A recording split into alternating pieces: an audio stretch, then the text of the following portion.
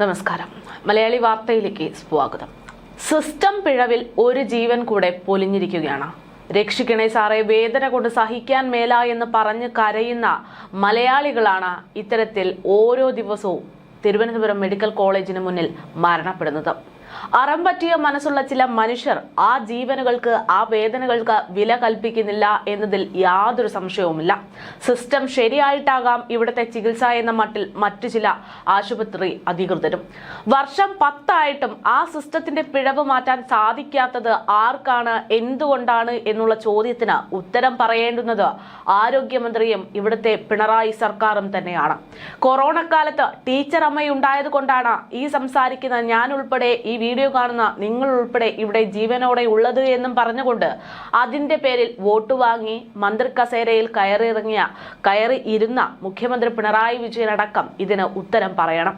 ഈ പറയുന്ന മുഖ്യമന്ത്രിയും കേരളത്തിന്റെ ആരോഗ്യമന്ത്രിയും അടക്കം ഉൾപ്പെടുന്നതാണ് ഇവിടുത്തെ സിസ്റ്റം എന്നുള്ള നഗ്നമായ സത്യം മറച്ചു വെച്ചുകൊണ്ടാണ് ആരോഗ്യമന്ത്രി ഇത്തരത്തിൽ വിവാദമുണ്ടാകുമ്പോൾ സിസ്റ്റത്തിന്റെ പിഴവാണ്, ഇവിടുത്തെ സർക്കാരിന്റെ പിഴവല്ല, എല്ലാം ഒരു നാൾ ഞങ്ങൾ ശരിയാക്കുമെന്നുള്ള പ്രഖ്യാപനം നടത്തുന്നത്.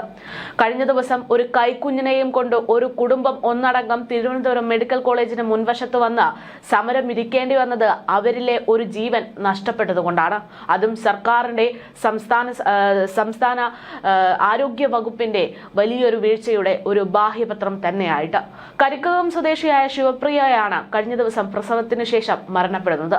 അണുബാധയാണ് മരണത്തിന് കാരണം എന്നും ഇത് ആരോഗ്യ വിഭാഗത്തിന് അല്ലെങ്കിൽ തിരുവനന്തപുരം മെഡിക്കൽ കോളേജിന്റെ ഏറ്റവും വലിയ പിഴവാണെന്നും ചൂണ്ടിക്കാണിച്ചുകൊണ്ടായിരുന്നു ബന്ധുക്കൾ കഴിഞ്ഞ ദിവസം തിരുവനന്തപുരം മെഡിക്കൽ കോളേജിന് മുൻവശത്തെത്തിയത്. ചികിത്സാ പിഴവ് സംഭവിച്ചെന്നും ആശുപത്രിയുടെ അനാസ്ഥയെ തുടർന്നാണ് അണുബാധയുണ്ടായതെന്നും മരണപ്പെട്ടത് എന്നും ബന്ധുക്കൾ വ്യക്തമാക്കി പറഞ്ഞു. ഒക്ടോബർ 22-നാണ് യുവതിയെ പ്രസവ വേദനയെ തുടർന്ന് SIT ആശുപത്രിയിലേക്ക് പ്രവേശിപ്പിക്കുന്നത്. 3 ദിവസത്തിന് ശേഷം 25-ന് യുവതി ആശുപത്രി വിട്ടു. പക്ഷേ ഇതേ തുടർന്ന് അടുത്ത ദിവസം പനിയും ശാരീരിക അസ്വസ്ഥതകളും ഉണ്ടായതോടെ ആശുപത്രിയിലേക്ക് തിരികെ എത്തിക്കേണ്ടി വന്നു. നില വഷളായതിനാൽ തിരുവനന്തപുരം മെഡിക്കൽ കോളേജ് ആശുപത്രിയിലേക്ക് മാറ്റുകയായിരുന്നു. ബ്ലഡ് കൾച്ചറിൽ അണുബാധ കണ്ടെത്തിയതെ തുടർന്ന് ICUവിൽ പിന്നീട് ഇവരെ പ്രവേശിപ്പിച്ചു. വെന്റിലേറ്ററിൽ ചികിത്സയിലിരിക്കെ ഞായറാഴ്ച ഉച്ചയോടെ ശിവപ്രിയ മരണപ്പെട്ടു. ആശുപത്രിയിൽ നിന്നാണ് അണുബാധ ഏറ്റതെന്നും ആശുപത്രി മുഖേന മാത്രം ഉണ്ടാകുന്ന ബാക്ടീരിയയിലൂടെയാണ് അണുബാധ ഉണ്ടായിരിക്കുന്നത് എന്നും ശിവപ്രിയയുടെ ഭർത്താവ് മനു വ്യക്തമായി പറയുന്നത് ഇവിടുത്തെ പൊതുജനങ്ങൾ മണ്ടന്മാരല്ല, ചെയ്യുന്ന കാര്യങ്ങൾ എന്താണ് എന്ന് വ്യക്തമായി മനസ്സിലാകുന്നവരാണ്, പ്രതികരിച്ചു തുടങ്ങിയിരിക്കുന്നു എന്നതിന്റെ ഒരു സൂചന കൂടെയാണ്. പ്രസവശേഷം ആശുപത്രിയിൽ നിന്ന് മടങ്ങിയപ്പോൾ ശിവപ്രിയയ്ക്ക് ചെറുതായി പനി ഉണ്ടായിരുന്നുവെന്ന് ആശുപത്രി അധികൃതരോട് കൃത്യമായി പറഞ്ഞിരുന്നുവെങ്കിലും അതിനുള്ള ഒരു പരിചരണം നൽകിയിട്ടില്ല എന്നും അതേ തുടർന്നാണ് തങ്ങൾ യുവതിയെ വീട്ടിലേക്ക് കൊണ്ടുപോയത് എന്നും ഭർത്താവ് ആരോപിക്കുന്നു. സ്റ്റിച്ച് പൊട്ടിയതാണ് അവർ മരണപ്പെടാനുള്ള, ഈ അണുബാധ വരാനുള്ള കാരണം എന്നതൊക്കെ പറഞ്ഞുകൊണ്ട് ഡോക്ടർമാരടക്കം വാദങ്ങൾ ഉന്നയിച്ച് രംഗത്തെത്തി. പക്ഷേ അതിനെയെല്ലാം പാടെ തള്ളിക്കൊണ്ട് തിരുവനന്തപുരം മെഡിക്കൽ കോളേജ് ആശുപത്രിയിലെ അധികൃതരുടെ വീഴ്ച തന്നെയാണ് ഇതിന് കാരണമെന്ന് പറഞ്ഞുകൊണ്ട് തന്റെ പ്രിയതമയുടെ മരണശേഷം പ്രിയതമയ്ക്ക് നീതി വാങ്ങിക്കൊടുക്കാൻ വേണ്ടി ഭർത്താവ് മനു രംഗത്തെത്തുകയാണ്. സംഭവത്തിൽ യുവതിയുടെ കുടുംബവും നാട്ടുകാരും ആശുപത്രിക്ക് മുന്നിൽ അതിശക്തമായിട്ടുള്ള പ്രതിഷേധമാണ് കഴിഞ്ഞ ദിവസം നടത്തിയത്. അതേസമയം വീട്ടുകാരുടെ ശ്രദ്ധക്കുറവ് മൂലമാണ് യുവതി മരണപ്പെട്ടത് എന്നുള്ള ന്യായീകരണവും ഈ സമയത്ത് തിരുവനന്തപുരം മെഡിക്കൽ കോളേജിലെ ചില ഡോക്ടർമാർ ഉന്നയിക്കുന്നതും ഏറെ ശ്രദ്ധേയമാണ്. അണുബാധയെ തുടർന്ന് യുവതി മരിച്ച സംഭവത്തിൽ പ്രതികരണവുമായി SIT സൂപ്രണ്ട് ബിന്ദു തന്നെ രംഗത്തെത്തിയിരുന്നു.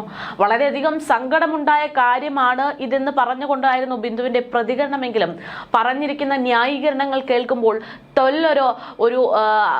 ഈ പറയുന്നത് പോലെ ഒരു കുറ്റബോധം അവർക്കുണ്ട് എന്ന് തോന്നിയിട്ടില്ല. ഡിസ്ചാർജ് ആകുന്ന സമയം പനിയുള്ള കാര്യം റിപ്പോർട്ട് ചെയ്തിട്ടില്ല എന്നാണ് സൂപ്രണ്ടിന്റെ വാദം. ലേബർ റൂമിൽ ഒരു അണുബാധയും ഉണ്ടായിരുന്നില്ല. കൃത്യമായി അണുവിമുക്തമാക്കിക്കൊണ്ടാണ് തങ്ങൾ ഓരോ കാര്യങ്ങളും ചെയ്യുന്നതെന്ന് ബിന്ദു പറയുന്നു. ആരോഗ്യ വകുപ്പ് മന്ത്രി വീണ ജോർജ് ഉച്ചയ്ക്ക് തന്നെ വിളിച്ചു കാര്യങ്ങൾ സംസാരിച്ചു. അതിന്റെ ഭാഗമായിട്ട് ഉന്നതതല അന്വേഷണം നടക്കുമെന്നുള്ള ഉറപ്പും നൽകിക്കൊണ്ട് ബിന്ദു പോകുന്നു. ലേബർ റൂമിൽ നിന്നുള്ള അണുബാധ എന്ന് തങ്ങൾക്ക് എടുക്കാൻ അല്ലെങ്കിൽ ആ ആരോപണം ഏറ്റെടുക്കാൻ കഴിയില്ല എന്നും അവർ ചൂണ്ടിക്കാട്ടുകയാണ്. 36 ആഴ്ചയും 6 ദിവസവുമായിട്ട് ശിവപ്രിയ ആശുപത്രിയിൽ എത്തുന്നതെന്നും ശിവപ്രിയയ്ക്ക് അന്ന് മറ്റ് പനികളൊന്നും ഉണ്ടായിരുന്നില്ല എന്നും പരിശോധിച്ച ശേഷം ഡോക്ടർ സുജിമോൾ ജോസഫ് വ്യക്തമാക്കിയിട്ടുണ്ട്. പിറ്റേ ദിവസമാണ് പ്രസവം നടക്കുന്നത്. ഒരു അണുബാധയും അന്നുണ്ടായിരുന്നില്ല. പ്രസവശേഷം പരിശോധിച്ച് നോക്കിയതാണ്, ഒരു പ്രശ്നവും ഉണ്ടായിരുന്നില്ല. പ്രസവ സമയത്ത് ലേബർ റൂമിൽ നിന്നും അണുബാധ ഉണ്ടാകാൻ യാതൊരുവിധ സാധ്യതയുമില്ല. മുഴുവൻ പരിശോധനയും നടത്തിയ ശേഷമാണ് ശിവപ്രിയയെ ഡിസ്ചാർജ് ചെയ്തത്. ശിവപ്രിയയെ തിരിച്ച് ആശുപത്രിയിൽ എത്തുന്നത് പനിയും വയറിളക്കവും കൊണ്ടായിട്ടാണ്. ശിവപ്രിയയുടെ പ്രസവ സമയത്ത് മറ്റ് പ്രസവങ്ങളും SAT ആശുപത്രിയിൽ നടന്നിട്ടുണ്ട്. അവർക്കൊന്നും അണുബാധ സംഭവിച്ചിട്ടില്ല എന്നുള്ളതാണ് ഈ വിഷയത്തിൽ ഈ ആരോഗ്യ വിഭാഗത്തിന്റെ ന്യായീകരണം എന്നുള്ളതാണ്. എന്നാൽ ഈ പറയുന്ന കാര്യങ്ങളെല്ലാം വിശ്വസിക്കാമായിരുന്നു ഒരുപക്ഷെ ഇതൊരു ഒറ്റപ്പെട്ട സംഭവമായിരുന്നുവെങ്കിൽ.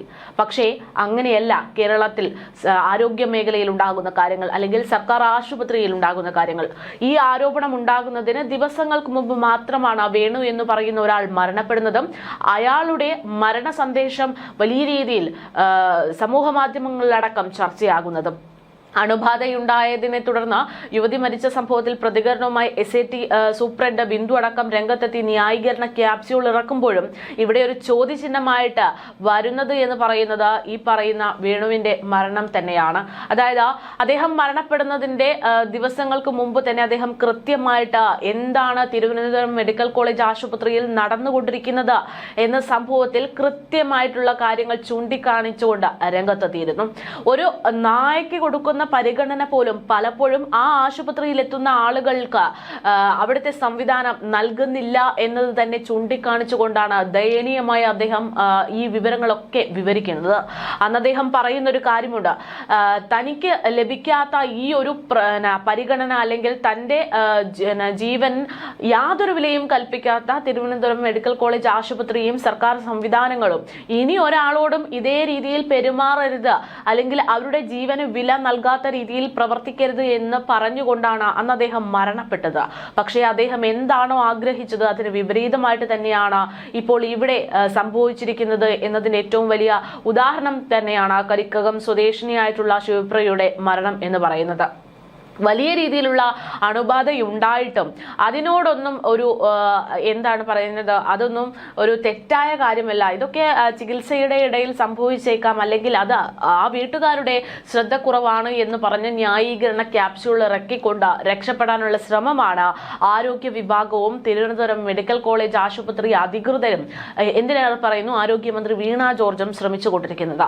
ആരോഗ്യമന്ത്രി വീണ ജോർജിന് എപ്പോഴുമുള്ള ഒരു നടപടിയുണ്ട്. അതായത് എന്തെങ്കിലും ആരോഗ്യപരമായിട്ടുള്ള അല്ലെങ്കിൽ ആശുപത്രികൾക്കെതിരെയുള്ള ഒരു വിമർശനം ഉണ്ടാകുമ്പോൾ തങ്ങൾ അന്വേഷണത്തിന് പ്രഖ്യാപനം നടത്തിയിട്ടുണ്ട്, ഉടനടി അതിനൊരു അന്വേഷണ റിപ്പോർട്ട് നൽകുന്നതായിരിക്കും, എന്താണ് വീഴ്ച എന്നത് കണ്ടെത്തി പരിഹരിച്ചിരിക്കും എന്നുള്ള ഒരു പ്രഖ്യാപനം. പക്ഷേ മാധ്യമങ്ങൾക്ക് മുമ്പിൽ എത്തുമ്പോൾ മാത്രമുള്ള ഒരു വാക്ക് മാത്രമായിട്ട് ഇത് മാറുന്നു എന്നുള്ളതാണ്. ഇതിനു മുമ്പ് വേണുവിന്റെ കേസിൽ ആരോഗ്യമന്ത്രി പറഞ്ഞത് കൃത്യമായ അന്വേഷണത്തിന് പ്രഖ്യാപനം നടത്തിയിട്ടുണ്ട് എന്നുള്ളതായിരുന്നു. പക്ഷേ ആ അന്വേഷണ റിപ്പോർട്ട് വന്നപ്പോൾ എന്താണ്, തിരുവനന്തപുരം മെഡിക്കൽ കോളേജിലുള്ള ആളുകൾക്ക് ഒരു പിഴവും സംഭവിച്ചിട്ടില്ല, ചികിത്സയിൽ യാതൊരു പ്രശ്നവും ഉണ്ടായിട്ടില്ല എന്നുള്ള റിപ്പോർട്ടാണ് സർക്കാരിന് മുന്നിൽ സമർപ്പിച്ചത്. ഇത്തരത്തിൽ തന്റെ ആളുകളെ അല്ലെങ്കിൽ ആരോഗ്യ വിഭാഗത്തിലുള്ള വീഴ്ചകളെ മറച്ചുവെക്കാൻ, വെള്ളപൂശാൻ വേണ്ടി ശ്രമിച്ചുകൊണ്ടിരിക്കുന്ന ആരോഗ്യ വിഭാഗമാണ് ഇവിടെയുള്ളത്.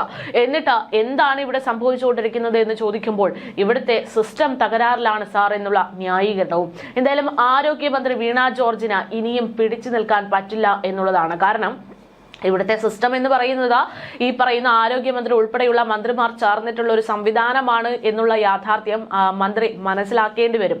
അല്ലെങ്കിൽ ഇനി ജനങ്ങൾ അത് മനസ്സിലാക്കിക്കും എന്നുള്ളതാണ്.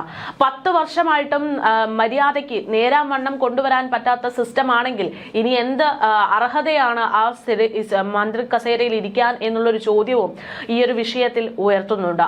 എന്തായാലും ആരോഗ്യമന്ത്രിയുടെ ഇത്തരത്തിൽ ന്യായീകരണ ക്യാപ്സ്യൂളുകൾ ഓരോന്നും ഇറക്കുമ്പോൾ കഴിഞ്ഞ ദിവസം ഡോക്ടർ ഹാരിസ് ചിറക്കൽ നടത്തിയ പ്രതികരണവും നമ്മൾ വിട്ടുപോകാൻ പാടുള്ള കാര്യമില്ല. കാരണം ഈ പറയുന്ന സിസ്റ്റത്തിൽ ഉൾപ്പെടുന്ന ആളുകളിൽ ഒരാൾ തന്നെയാണ് ഡോക്ടർ ഹാരിസ് ചിറക്കൽ. പക്ഷേ ആ സിസ്റ്റത്തിനെതിരെ സംസാരിച്ചു കഴിഞ്ഞാൽ തങ്ങൾക്ക് നിലനിൽപ്പില്ല എന്നുള്ളൊരു സാഹചര്യം വരുമ്പോൾ പല ഡോക്ടർമാരും വായടയ്ക്കുമ്പോൾ അത്തരത്തിൽ തനിക്ക് തന്റെ വ്യക്തിത്വത്തോട് ചെയ്യാൻ പറ്റില്ല എന്ന് പറഞ്ഞുകൊണ്ടാണ് ഡോക്ടർ ഹാരിസ് ചിറക്കൽ രംഗത്തെത്തുന്നത്. യൂറോളജി വിഭാഗത്തിലെ പ്രശ്നങ്ങളെ ഒന്നടങ്കം ചൂണ്ടിക്കാണിച്ചുകൊണ്ട് രംഗത്തെത്തിയതിന്റെ ഭാഗമായിട്ട് സൈബർ സഖാവ് സഹാക്കന്മാരുടെ അടക്കം സൈബർ ബുള്ളിങ്ങിന് ഇരയാകേണ്ടി വന്ന ആൾ തന്നെയാണ് ഡോക്ടർ ഹാരിസ് ചിറക്കൽ. പക്ഷേ എന്നിട്ടും അദ്ദേഹം പിന്നോട്ട് പോയിട്ടില്ല. കഴിഞ്ഞ ദിവസം വേണുവിന്റെ മരണവുമായി ബന്ധപ്പെട്ട് അദ്ദേഹം രംഗത്തെത്തിയപ്പോഴും പറഞ്ഞത് നാടാകെ മെഡിക്കൽ കോളേജ് തുടങ്ങിയിട്ട് യാതൊരു കാര്യവുമില്ല എന്ന് തന്നെയാണ്. അതായത് ഇവിടുത്തെ ആരോഗ്യമന്ത്രി പറയുന്ന ഒരു കാര്യമുണ്ട്, ഏറ്റവും നമ്പർ 1 ആയിട്ട് നിൽക്കുന്ന ഒന്നാണ് ആരോഗ്യ മേഖല എന്നുള്ളത്. അതിന് പിണറായി സർക്കാരാണ് മുൻപന്തിയിൽ നിന്നിട്ടുള്ളത് എന്നത്. പക്ഷേ ഈ പറയുന്നത് പോലെ നാടാകെ മെഡിക്കൽ കോളേജുകളും ഒക്കെ പ്രഖ്യാപിച്ചുകൊണ്ട് അല്ലെങ്കിൽ നടപ്പിലാക്കി എന്ന് പറഞ്ഞതുകൊണ്ട് എന്താണ് കാര്യം? ആ മെഡിക്കൽ കോളേജിൽ കൃത്യമായിട്ട് ഒന്ന് വിശ്വസിച്ച ഒരു രോഗിക്ക് അവിടേക്ക് കയറി ചെല്ലാൻ പറ്റാത്തൊരു സാഹചര്യമാണ് ഉള്ളത്. എന്തായാലും വലിയ രീതിയിലുള്ള ഒരു രൂക്ഷ വിമർശനവുമായിട്ടാണ് കഴിഞ്ഞ ദിവസവും ഡോക്ടർ ഹാരിസ് ചിറക്കൽ രംഗത്തെത്തിയത്. നാടാകെ മെഡിക്കൽ കോളേജ് തുടങ്ങിയിട്ട് യാതൊരു കാര്യവുമില്ല എന്നും സൂപ്പർ സ്പെഷ്യാലിറ്റി സൗകര്യങ്ങളുള്ള ആശുപത്രികൾ ഇവിടെ വേണമെന്നുമാണ് അദ്ദേഹം ചൂണ്ടിക്കാട്ടിയത്. കോന്നി മെഡിക്കൽ കോളേജ് തുടങ്ങിയെന്നും പക്ഷേ അവിടെ അടിസ്ഥാന സൗകര്യങ്ങൾ പോലും ഉണ്ടായിട്ടില്ല എന്നും ഡോക്ടർ ഹാരിസ് ചിറക്കൽ ചൂണ്ടിക്കാട്ടിയിരുന്നു. മെഡിക്കൽ കോളേജിലെ ചികിത്സാ പിഴവിനെ തുടർന്ന് കൊല്ലം സ്വദേശി വേണു മരിച്ചു എന്ന പരാതി ഉയർന്നതിന് പിന്നാലെയാണ് വീണ്ടും വിമർശനങ്ങൾ ഉന്നയിച്ചുകൊണ്ട് മെഡിക്കൽ കോളേജിലെ യൂറോളജി വിഭാഗം മേധാവി ഡോക്ടർ ഹാരിസ് ചിറക്കൽ രംഗത്തെത്തിയത്. വേണുവിനെ തറയിൽ കിടത്തി ചികിത്സിച്ചതിനെ ഹാരിസ് രൂക്ഷമായിട്ടാണ് വിമർശിച്ചത്. വേണുവിനെ തറയിലാണ് കിടത്തിയിരുന്നത്. തറയിൽ എങ്ങനെയാണ് ഒരു രോഗിയെ, ഒരു വ്യക്തിയെ കിടത്തുന്നത് എന്നും ഒരാൾക്ക് എങ്ങനെയാണ് അങ്ങനെ ഒരു അവസ്ഥയിലേക്ക് പോകാൻ ഇവിടുത്തെ ഈ ഒരു സിസ്റ്റത്തിന്റെ ഭാഗമായിട്ട് പറ്റുന്നത് എന്നുള്ളതായിരുന്നു ചോദ്യം. എന്തായാലും ആധുനിക സംസ്കാരത്തിൽ തറയിൽ കിടത്തി ചികിത്സിക്കുക എന്നുള്ള രീതിയാണോ അല്ലെങ്കിൽ പ്രാകൃതമായ നിലവാരമാണോ ഇവിടെ നമ്പർ 1 ആരോഗ്യ മേഖല എന്ന് ആരോഗ്യമന്ത്രി വീണ ജോർജ് ഉദ്ദേശിക്കുന്നത് എന്നുള്ള ഒരു ചോദ്യവും ഹാരിസ് ചിറക്കൽ ചോദിച്ചിരുന്നു. എന്തായാലും ഇതിനൊക്കെയുള്ള ഉത്തരം മറുപടി പറയേണ്ടുന്നത് ആരോഗ്യമന്ത്രിയാണ്.